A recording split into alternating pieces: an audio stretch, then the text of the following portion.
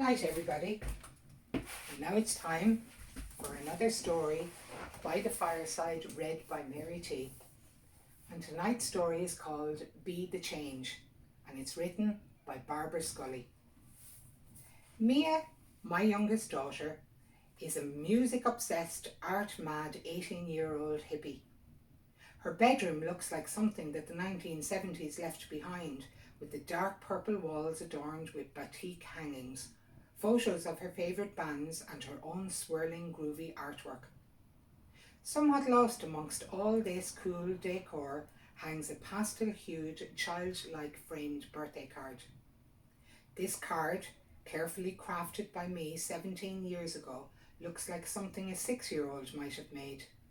Its integrity is saved only by the fact that the main visual element is a gorgeous, cute photo of my smiling youngest baby.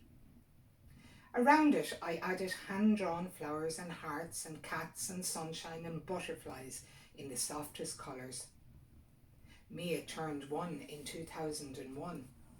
It was a cause for extra special celebration, given that she had arrived into the world in a huge hurry 6 weeks ahead of schedule and with some serious health issues which scared us all. In those first days, her future was, well, somewhat uncertain. In 2001, along with my almost 1-year-old, I had a 3-year-old and a teenage daughter of 14. I had reduced my working hours from full-time to about 2/3 time, and I think it would be fair to say that I was finding it all stressful and ridiculously busy. So a month before Mia's first birthday, I handed in my notice, pausing a paid working life that had spanned 22 years. I was finally indulging in my dream of an idyllic domestic future.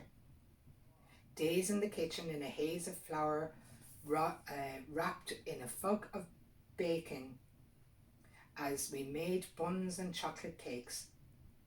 Autumn walks, even in the rain, afternoon collecting shells on the beach or in the park feeding the ducks, coming home to light the fire and while away another hour colouring in and drawing. We would be poor but content, safe and happy in our domestic bliss. One of my last big tasks before retiring was to take part in an off-site company presentation. Afterwards, I made my way back to the office, feeling relieved and happy that I could now begin the real process of winding down towards my new, gentler life. Oh yes, God was in her heaven and all was right with the world. This was before the days of smartphones and social media, so in my bubble of contentment, I casually wandered back into the office and was surprised to find my colleagues gathered around a TV in the boardroom in utter silence. I stared at the screen, trying to make sense of what I was seeing. A plane had crashed into the World Trade Center. It was a beautifully clear blue sky morning in New York. It can't have been an airliner. It must have been a small private jet, I offered, because an airliner couldn't just crash into the World Trade Center. And then, as we watched live on Sky News at just after 2 o'clock, a second plane hit the other tower. A knot of fear and dread formed in my stomach as the realization dawned that this was no tragic accident. I stood petrified by the terror that was happening, live on air, in a city that was so familiar. And it just kept getting more horrific. People jumping to their deaths, and then the tower collapsing, taking with them the lives of so many more, including firefighters and police. The world seemed to be tipping slightly off its axis as these images burnt themselves deep into my brain where they still live. On the 14th of September, Ireland held a national day of mourning. All shops and businesses were closed. The following day was my baby's first birthday, and I had no card. The world was still engulfed in the news from New York.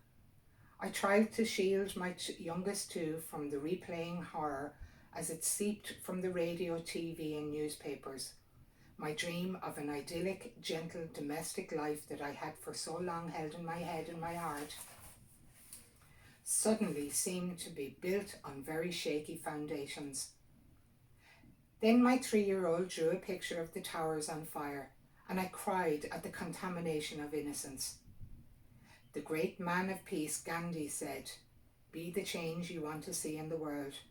And so, in a move reminiscent of the Brits in World War II and their make-and-do attitude, I raided the 3-year-old's crayons and colouring pencils, grabbed a sheet of paper, and sat down to illustrate beauty and love in a card for my baby. I'm not sure I achieved that, but my amateur effort still serves as a counterpoint to terror and a testament to love and the preservation of innocence. Good night, everybody.